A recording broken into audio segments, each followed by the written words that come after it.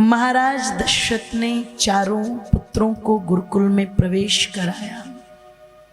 मुनि वशिष्ठ उनको लेकर के चल पड़े और गुरुकुल में जाकर के मुनि वशिष्ठ के सानिध्य को प्राप्त कर चारों के चारों भाई जितनी भी विद्याएं थी मेरी माताओं, जितनी भी आचार्यों की शिक्षा थी, क्योंकि गुरुकुल केवल भौतिक शिक्षा को नहीं आध्यात्मिक शिक्षा को भी पढ़ाता है। और जीवन में आप लोग जितने भी बैठे हैं स्मरण रखिएगा कि जो भौतिक शिक्षा हम पढ़ते हैं उसकी तो बहुत कम परसेंटेज हमारे कार्य में अप्लाई होती है। ज्यादातर तो आपकी बौद्धिक क्षमता, आपकी व्यवहारिक क्षमता ये सबसे आगे चलती है, जिनके बलबूते पर मनुष्य पुरुषार्थ करता है। अगर आज भी मैं भारत की बात करूं तो भारत में 10% नहीं, अगर भारत में 2% वो बड़े बड़े टाटा, अंबानी, अडानी जैसे लोग हैं, आप इनकी डिग्रियां उठा करके देखना, कोई बड़ी डिग्री नहीं मिलेगी इनके पास। अपनी बौद्धिक क्षमता से ही व्यक्ति आगे बढ़ता है, ध्यान रखना। तो निवेदन कर रही थी मेरी माताओं बंधुओं कि जो पद्धति गुरुकुल की है वो बड़ी उत्तम है। अपने बच्चों को निश्चित उस पद्धति के साथ जोड़ो, निश्चित जोड़ो। गुरुकुल में पढ़ने वाला विद्यार्थी हर प्रकार से सबल हो जाता है, हर प्रकार से। ओ मेरी माताओं बंधुओं, कहते हैं अल्प काल में जितनी भी विद्याएं थी वो प्राप्त की।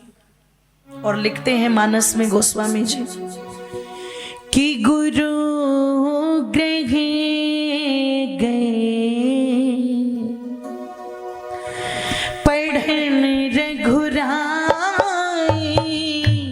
अल्प काले विद्या सब पाए, विद्या विनय निपुण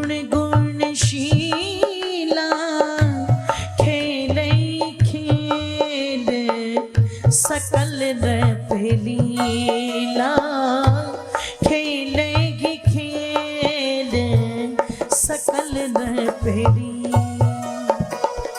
कहते हैं अल्प काल में सब विद्याएं प्राप्त की। और ऐसा संयोग भी देखने को मिलता है जब खेल खेलते हैं तो कौन से खेल? सकल नृप लीला, मैं राजा बनूंगा, तुम मंत्री बनो, ये बनेगा, ऐसे खेल खेलते हैं। माने के पूत के पैर पालने में दिख रहे हैं कि वो क्या बनेंगे, क्या बनेंगे। आज भी बच्चे खेलते हैं डोरीमोन, पबजी हैं। और बच्चे क्या ये जितनी भी बता रही थी इधर उधर भागी घूम रही हैं जो बेपेंदी की लोटी, ये सारी पबजी खेल खेल के तो कोई पाकिस्तान से यहाँ रही है और कोई भारत से, जोर से बोलो, वहां जा रही है। और मीडिया वालों की बुद्धि में इतना भूसा भरा हुआ है कि उन्हें और कुछ दिखाने को नहीं मिलता, वो सीमा को भाभी बना के उसे ही लेके बैठ जाते हैं टीवी पर। ऐसे ऐसे मूर्खों को चढ़ाते हैं, तभी तो ये मूर्खता फैल रही है। अगर किसी की मूर्खता को समाप्त करना हो तो उसकी जाति मत पूछो कि तू कहां पड़ा हुआ है, पर मीडिया वाले मुद्दे की चीजों को कम उठाएंगे और व्यर्थ की चीजों को, जोर से बोलो, ज्यादा उठाएंगे। अब सोचो, तो कहा कि खेल भी खेल रहे हैं तो कैसे।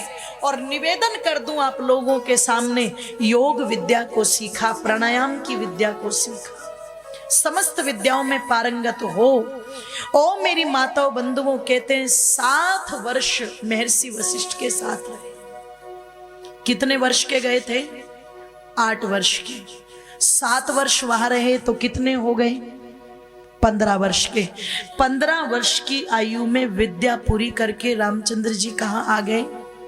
वापिस अपने भाइयों के साथ अयोध्या लौट आए। मुनिवर ले आए उनको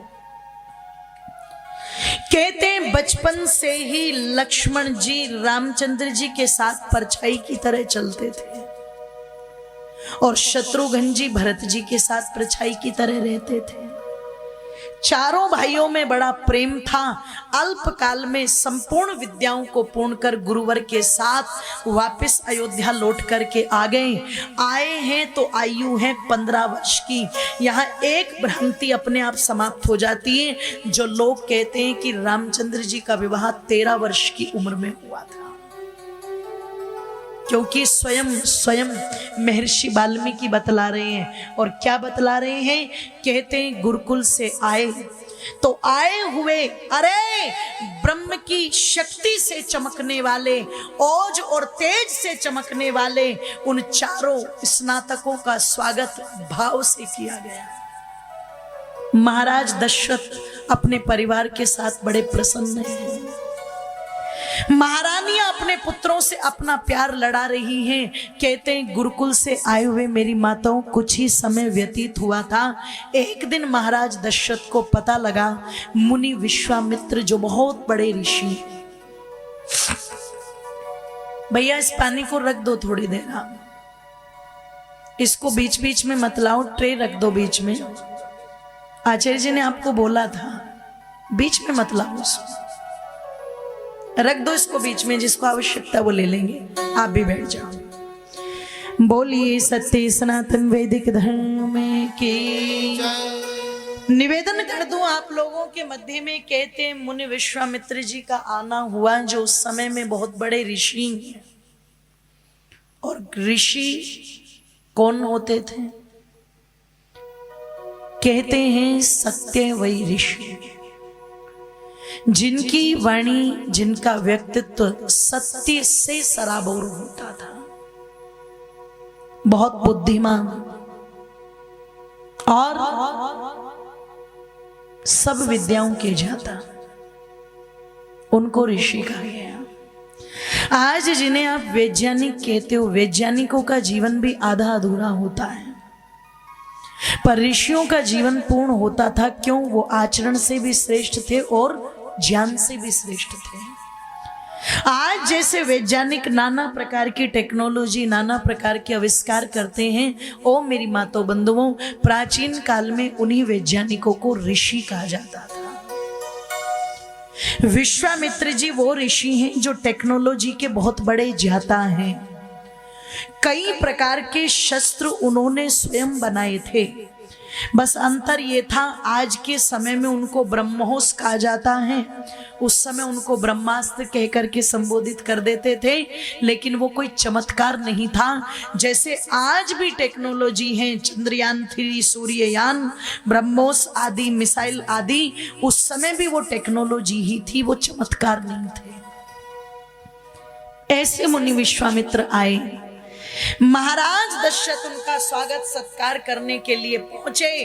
आदर पूर्वक मुनिवर को लाते हैं, बैठाते हैं, पाद प्रक्षालन करते हैं, भोजन आदि कराते हैं। और भोजन आदि करा करके राजन कहते हैं मुनिवर आप जैसे महान ऋषि का मेरे द्वार तक चले आना, मतलब ये मेरा सौभाग्य हो गया। आपने मुझ पर बड़ी कृपा की जो आप मेरे दरवाजे तक चल करके आए हैं। हे मुनिवर, आपकी विद्या, आपके ज्ञान, आपके व्यक्तित्व, आपके कृतित्व पर मैं मोहित हूं। मैं ये भी जानता हूं आप जैसे ऋषियों का आना अकारण नहीं होता, निश्चित कोई ना कोई कारण होगा। तो मुझे आप वो कारण आप कह दीजिए। कहते हैं महाराज दशरथ के उन उत्तम वचनों को सुनकर के मुनि विश्वामित्र ने कहा, राजन तुमने जो वार्ता की है, ऐसी वार्ता तो कोई रघुकुल भूषण ही कर सकता है। तुमने सत्य कहा राज, मैं आया हूं तो कारण से ही आया हूं, और मेरे आने का कारण भी छोटा कारण नहीं है। हे महाराज, वो कारण भी बहुत बड़ा है। अपने सिद्धा आश्रम पर हम एक बहुत बड़ा यज्ञ कर रहे हैं। जिस यज्ञ में हम नाना प्रकार के शोध कार्य करते हैं, ध्यान से सुनना, यज्ञ केवल आहुति देने का एक माध्यम नहीं है, ये पूरी रासायनिक भट्टी है जिसमें जो पदार्थ जो आप डालते हो वो केमिकल हैं और केमिकल का रिएक्शन क्या होता है यही शोध है। हल्दी डालोगे तो रिएक्शन, जोर से बोलो, अलग है। अगर आप इसमें गूगल डालते हो तो रिएक्शन, जोर से बोलो, अलग है। अगर आप इसमें बादाम काजू डालते हो तो रिएक्शन, जोर से बोलो, अलग है। अच्छा, मिर्च डालते हो तो, कपड़ा डालते हो तो अलग है, अलग है। घटिया पदार्थ डालोगे तो हानि उतनी होगी, अच्छे पदार्थ डालोगे तो लाभ, जोर से बोलो। एक रासायनिक भट्टी है आपका यज्ञ कुंड। तो क्या कहते हैं, हम यज्ञों पर शोध कर रहे हैं लेकिन वो हमारा यज्ञ पूर्ण नहीं हो पाता। महाराज दशरथ ने कहा, मुनिवर क्यों, क्या कोई सामग्री की कमी रह जाती? तो क्या बोले मुनि विश्वामित्र, आप जैसे दानी महानुभाव राजाओं के होते हुए किसी वस्तु का कोई अभाव हो, ये तो हो ही नहीं सकता। अरे जिनके खजाने गऊ के लिए, ब्राह्मण के लिए हर समय खुले रहते हैं, भला वहां ब्राह्मण दुख क्यों पाएंगे? ऐसा कोई कारण नहीं है मुनिवर, वो राजन, कारण दूसरा ही है। महाराज दशरथ हाथ जोड़ करके कहते हैं, मुनिवर आप बताओ तो सही, जो भी कारण होगा ये राजा दशरथ आपको वचन देता है, आपके उस संपूर्ण विघ्न को दूर करके उस पवित्र पावन कार्य को सफल बनाने का प्रयास करेगा। वो कारण आप मुझे बतलाएं। कहते हैं महाराज दशरथ ने कहा, तो मुनि विश्वामित्र कहते हैं, राजन, मारीच और सुबाहु नाम के दो राक्षस हैं जिनके कारण से हमारा वो यज्ञ पूर्ण नहीं हो पा रहा है। जब भी हम उस यज्ञ को पूर्णता की ओर ले जाने के लिए उद्यत होते हैं, तभी ये दोनों राक्षस अपनी सेना लेकर के आ जाते हैं और कभी हमारे उस यज्ञ में हड्डियां डालते हैं, कभी रुधिर डालते हैं, कभी मांस डालते हैं, कभी और उत्पाद मचाते हैं, नाना प्रकार के कुतर्क करके, नाना प्रकार के कुकृत्य करके ये हमारे उस यज्ञ को पूर्ण नहीं होने देते। इनका आतंक इतना फैला हुआ है कि आश्रमवासी भी इनसे डरते हैं। तो महाराज दशरथ ने कहा, मुनिवर आप चिंता मत करो, आप बिल्कुल चिंता मत करो, मैं अभी आपके साथ जो मेरे वीर सैनिक हैं, वेतन भोगी, उनकी एक टुकड़ी भेज देता हूं, उनकी एक टुकड़ी भेज देता हूं, वो अपने आप उन राक्षसों से निमट लेंगे। मुनि विश्वामित्र ने कहा, राजन, ये कार्य तुम्हारी उन सैनिकों की टुकड़ी से नहीं होगा, उनके बस की बात नहीं है, वो राक्षस बड़े बलवान हैं। तो महाराज दशरथ ने कहा, कोई बात नहीं मुनिवर, अगर वो टुकड़ी से काम नहीं बनेगा तो मेरे पास में 3 प्रकार की सेना है। गजदल, गज कहते हैं हाथी को, जो हाथियों पर चलने वाली सेना। दूसरी है रथदल, रथों पर लड़ते हैं और बड़े गजब का युद्ध करते हैं। और तीसरी है पैदल, जो पैदल चलती है। 3 प्रकार की सेना है। आप बताओ इन तीनों में से कौन सी भेजूं? और अगर आपको लगता है कि एक से काम नहीं चलेगा तो तीनों की तीनों को ले जाओ। मुनि विश्वामित्र क्या बोले, राजन तुम समझ नहीं रहे हो, अगर मैं इधर से सेना लेकर के जाऊंगा तो वो भी उधर से सेना लेकर के आ जाएंगे। अब पता लगा वहां यज्ञ के मंत्र कम सुनाई देंगे और हाहाकार और चीत पुकार वो ज्यादा सुनाई देगी। इतना रुधिर बह जाएगा, क्योंकि जब भी युद्ध होता है तो युद्ध में हानि एक पक्ष की नहीं होती, हानि तो जोर से बोलो, चाहे यूक्रेन हो चाहे रसिया, मरेंगे तो दोनों ही तरफ के। मैं नहीं चाहता इतना व्यर्थ का रक्तपात हो, उत्पाद हो। तो महाराज दशरथ कहते, मुनिवर फिर आप ही बताओ आप क्या चाहते हैं, आप ही बताओ, आप कहें तो मैं चलूं। बोले तुम्हारी भी आवश्यकता नहीं। इसने कहा तो महाराज फिर चाहते क्या हो? तब मुनि विश्वामित्र ने कहा, हे राजन, मैं जो तुम्हारे पास आया हूं वो बस एक के लिए आया हूं, और वो एक कौन है कि स्वयं पुत्रम राजसरदूला रामम सत्य पराक्रम काकपक्षधरम शूरम ज्येष्ठम में दातुमर्हसि। हे नरश्रेष्ठ, सत्य पराक्रमी काक पक्षधारी और शूरवीर अपने ज्येष्ठ पुत्र राम को मुझे दे दो, मैं राम को लेने के लिए आया हूं। अब जरा सुनना ध्यान से। 2014 के पश्चात पुलवामा का एक अटैक हुआ था और हमारे भारत देश के 40 जवान उस पुलवामा के अटैक में बोलो शहीद हो गए थे। सरकार किसकी? भारतीय जनता पार्टी। प्रधानमंत्री कौन? नरेंद्र मोदी। मैं कोई प्रचार नहीं कर रही हूं, पर मैं इतना तो जरूर कहूंगी कि पुलवामा के उस अटैक का बदला लिया गया, और जो बदला लिया गया इतिहास के पन्नों में उसको सर्जिकल स्ट्राइक का नाम दिया गया।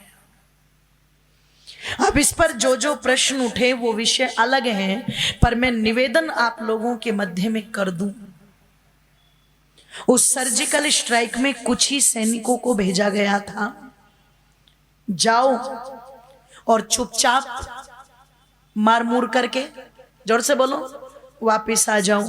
तो सर्जिकल स्ट्राइक कोई सोचे 2014 के बाद ही हुई है ना, सबसे पहली सर्जिकल स्ट्राइक त्रेता युग में हुई, और जिसको करवाने वाले अजीत डोभाल नहीं है, जिसको करवाने वाले मुनि विश्वामित्र हैं, और करने वाले निवेदन कर दूं आप लोगों के सामने स्वयं भगवान श्री रामचंद्र जी और उनके छोटे भाई लक्ष्मण। दो ये जैसे ही रामचंद्र जी का नाम लिया तो क्या कहते महाराज दशरथ, 19 वर्षों में राम राजीव विलोचन युद्ध योग्यतामस्य पश्यामि सह राक्षसे। हे महाराज कृपा करो, दया करो मुझ पर। किस राम की बात कर रहे हो आप? वो राम तो अभी केवल और केवल बोलो 15 वर्ष के हैं, 15-16 वर्ष के। इसका मतलब यहां महाराज दशरथ स्वयं कह रहे हैं, और जब राम जी 16 वर्ष के हैं, 15 से 16 के बीच में हैं, तो बताओ 13 वर्ष में उनकी शादी कहां से हो गई? सोचो आप, ये स्वयं महर्षि वाल्मीकि कह रहे हैं। तो क्या कहते हैं, राम तो अभी मात्र और मात्र 15 वर्ष के हैं, मुनिवर कुछ कृपा करो। अरे सोचो, जिन बच्चों ने कभी युद्ध का मैदान नहीं देखा वो युद्ध में कैसे लड़ेंगे? वो तो बच्चे हैं। क्योंकि महाराज दशरथ को तो क्या लग रहा है, माँ बाप को बच्चे हमेशा ही बच्चे लगते हैं। बच्चे कितने भी बड़े हो जाएं, कितनी समझदारी की बात करे, तो पिताजी क्या कह के बैठ जा, कल का पैदा हुआ हमें बताएगा, नाक साफ करनी तो आती नहीं। माता पिता के लिए बच्चे बच्चे ही होते हैं। तो महाराज दशरथ को भी रामचंद्र जी क्या लग रहे हैं, बच्चे लग रहे हैं। और कैसे बच्चे कि ठुमक चलते रामचंद्र बाजते पैंजड़िया, ठुमक चलते रामचंद्र बाजते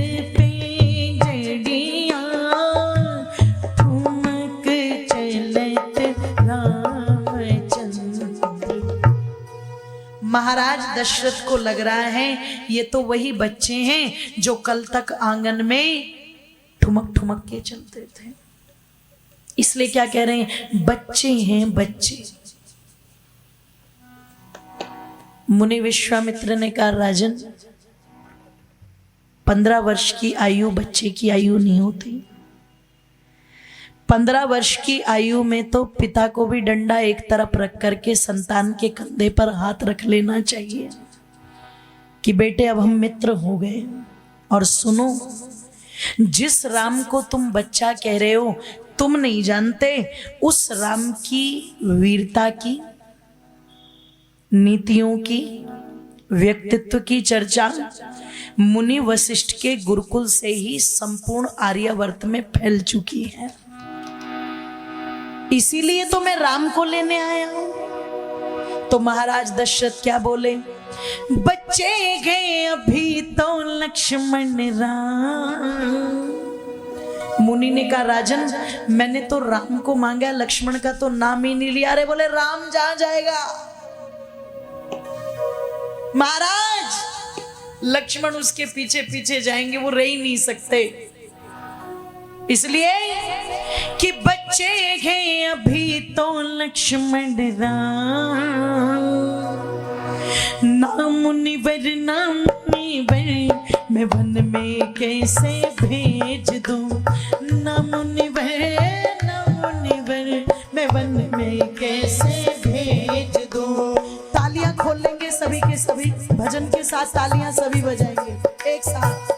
बच्चे गए अभी तो लक्ष्मण राम, छोटे छोटे छोटे छोटे बच्चे गए अभी तो लक्ष्मण राम, नाम मुनिवर मैं वन में कैसे भेज दूं, नाम मुनिवर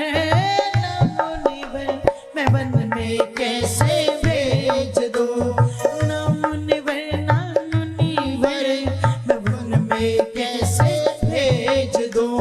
दोनों हाथ उठा करके एक साथ।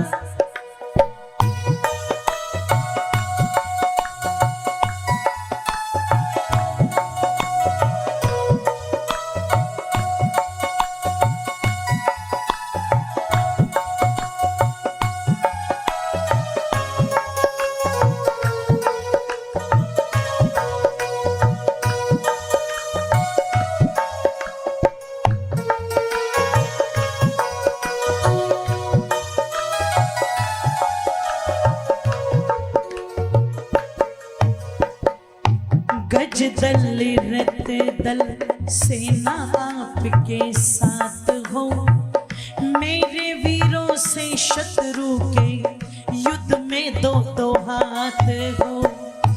गज दल रत दल सेना आपके साथ हो, मेरे वीरों से शत्रु के युद्ध में दो दो हाथ हो, मेरे वीरों से शत्रु के युद्ध में दो दो हाथ हो। राम का वहाँ ना कोई काम हो, राम का वहाँ ना कोई काम, राम मुनिवर मैं वन में कैसे भेज दूं, नाम मुनिवर मैं वन में कैसे भेज दूं, नाम मुनिवर मैं वन में कैसे भेज दूं, नाम मुनिवर मैं वन में कैसे भेज दूं। जय हो।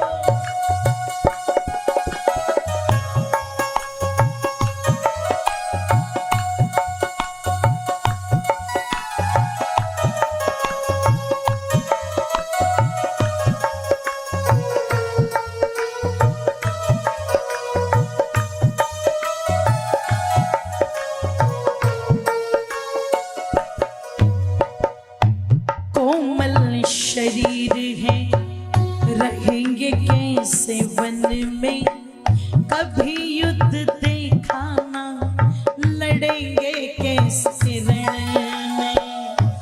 कोमल शरीर है, रहेंगे कैसे वन में, कभी युद्ध देखा ना, लड़ेंगे कैसे रण में, कभी युद्ध देखा ना, लड़ेंगे कैसे रण में।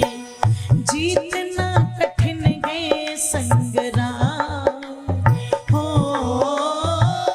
जीतना कठिन है संग्राम, नाम मुनिवर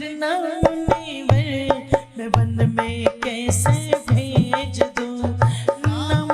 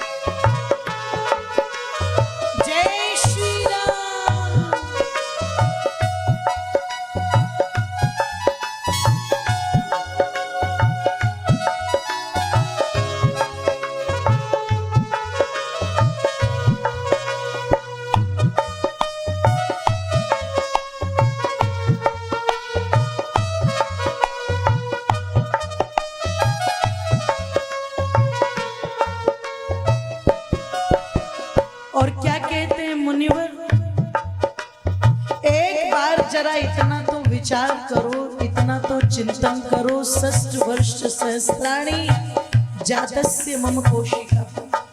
अरे मैंने तो 60 वर्ष की अवस्था में जाकर के इनका मुख देखा है।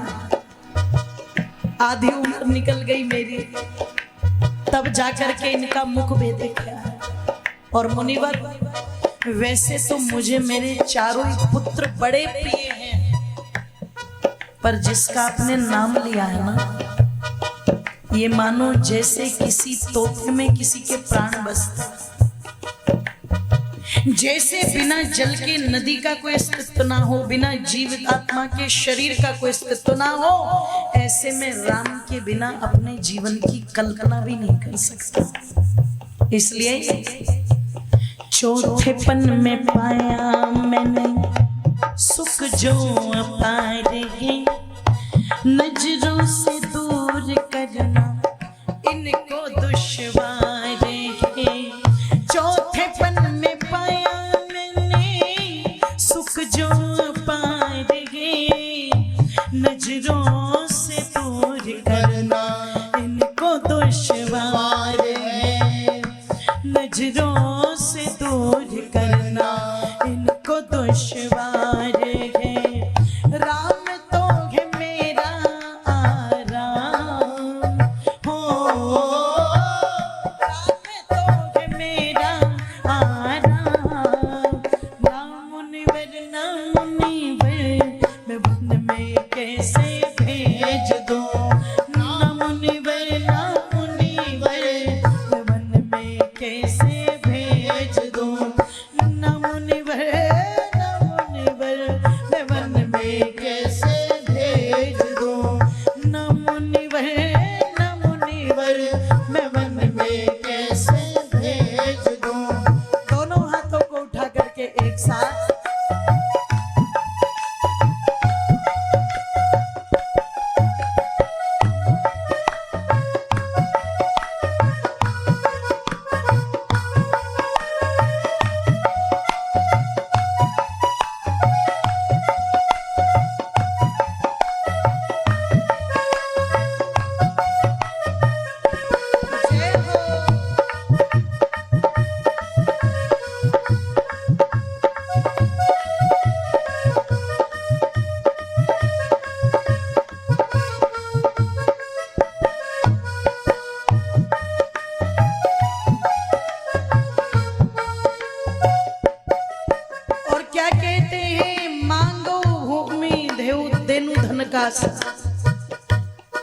राम के अतिरिक्त सर्वस देव आज सौ रास। राम के अतिरिक्त कुछ भी मांग लो, सब आपका राम को। तो मुनि वशिष्ठ कहते, विश्वामित्र जी कहते, राजन कुछ और नहीं चाहिए, तेरा वैभव, तेरी अयोध्या, तेरी सेना और तुम, ये बिल्कुल नहीं चाहिए। जरूरत मुझे भी राम ही की है, बस मुझे भी राम ही चाहिए, और कुछ नहीं चाहिए। क्योंकि जिन राक्षसों के विषय में मैंने बताया है, तुम नहीं जानते, वो राक्षस कोई साधारण नहीं है। वो लंकापति रावण के राक्षस है। अच्छा, ये तो वही बात हो गई कि पता लगा कोई पहले डरा हुआ हो और उसे और जला दिया जाए। अब महाराज दशरथ तो पहले ही डर के बैठे थे, और जैसे ही रावण का नाम सुना, रावण का नाम सुन नरेश घबरा गया, शिथिल शरीर हुआ, सर भी चकरा गया। रावण का नाम सुन नरेश घबरा गया, शिथिल शरीर हुआ, सर भी चकरा गया, शिथिल शरीर हुआ, सर भी चकरा गया, और बदल गया सारा प्रोग्राम। बदल गया सारा प्रोग्राम। नाम मुनिवर वरना मुनिवर मैं वन में कैसे भेज दूं। ना मुनिवर मैं वन में कैसे भेज दूं। बचेंगे अभी तो लक्ष्मण राम, छोटे छोटे छोटे छोटे बच्चे हैं अभी तो लक्ष्मण राम। नाम मुनिवर मैं वन में कैसे भेज दूं। नाम मुनिवर मैं वन में कैसे भेज दूं। नाम मुनिवर मैं वन में कैसे भेज दूं। मैं वन में कैसे भेज दूं। मैं वन में कैसे भेज दूं। मैं वन में कैसे भेज दूं। मैं वन में कैसे भेज दूं। मैं वन में कैसे भेज दूं।